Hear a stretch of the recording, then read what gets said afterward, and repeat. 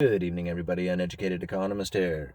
So, August 15th, 1971, 50 years ago today, Nixon ended the whole Bretton Woods system. Now, this is where foreign nations could bring their dollars to the United States and exchange them for gold.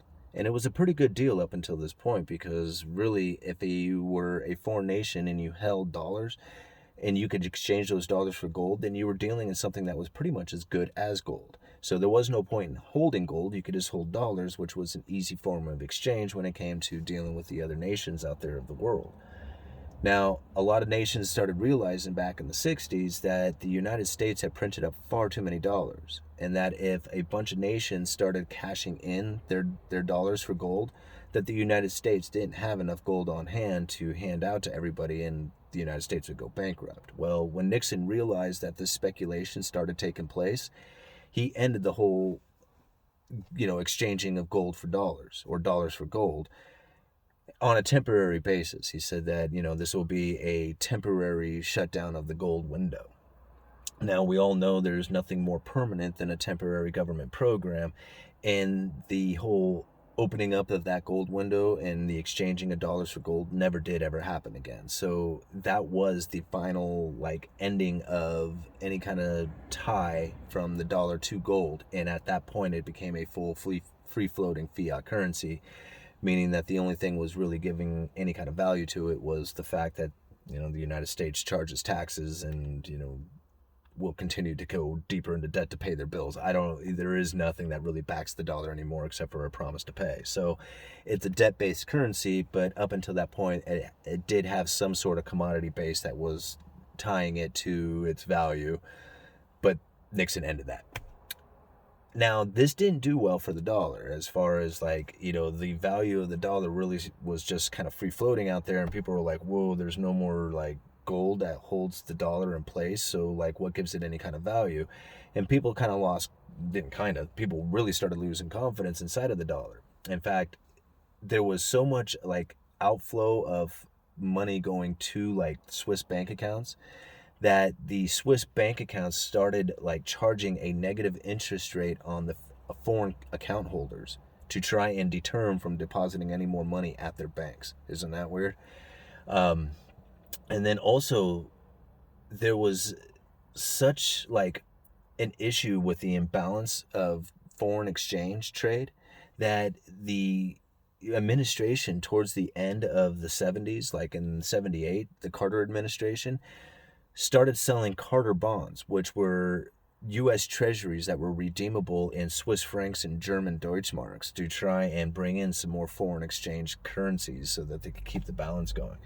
It was a really messed up time back then, but the idea that the United States had a dollar that was tied to gold pretty much was severed on that day. And from that point on, it was a free-floating debt-based currency. Now, I think back to that and what it is that, somebody could do to protect their wealth, because really something else took place after that. It was August 14th, 1974, that Gerald Ford made it legal for people to now possess and own and hold gold and sell gold. Up until then, it was illegal it wasn't exactly illegal. You could have gold jewelry and collections and stuff like that, but you couldn't have gold certificates and gold bullion as far as money goes. All that U.S. currency was meant to have been cashed in. Right? This was back in the 30s when there was the Great Gold Confiscation. Anyway, from then up until 1974, you couldn't hold gold. You couldn't own gold to protect your wealth. Now, I find that just to be it's hard for me to kind of even wrap my head around that, because I use gold and silver as an insurance policy to protect myself against the banks and the governments and stuff like that that's going on out there. Whatever they do, it doesn't matter to me. The box never changes. But my box of silver and gold, it doesn't change. So to me, having that precious metals is vital to a security. It's something that you use to protect yourself from all the events that take place out there that are beyond your control.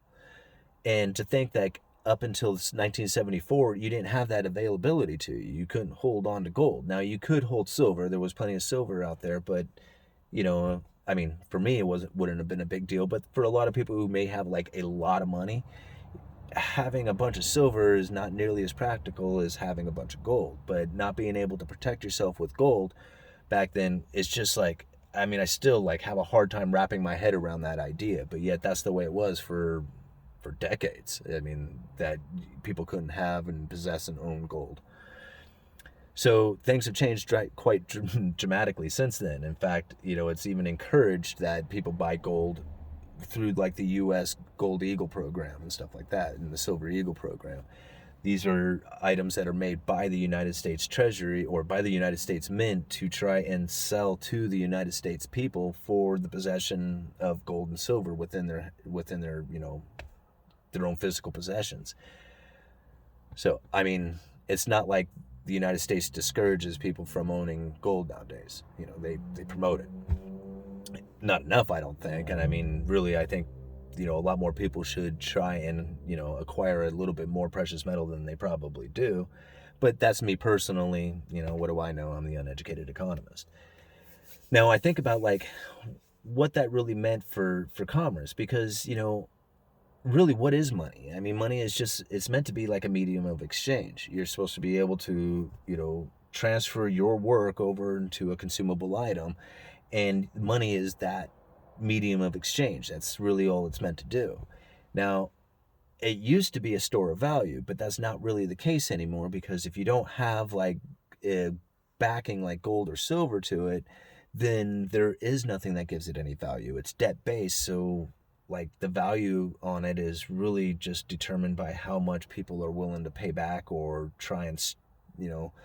try to acquire it to pay off their debts. I mean, it's really hard to try and wrap your mind around the value of a dollar when there's nothing there to back it. It's like, there's no physical item to say you get this much for these many dollars. If you had that, then you could say, well, okay, it has this much value to it.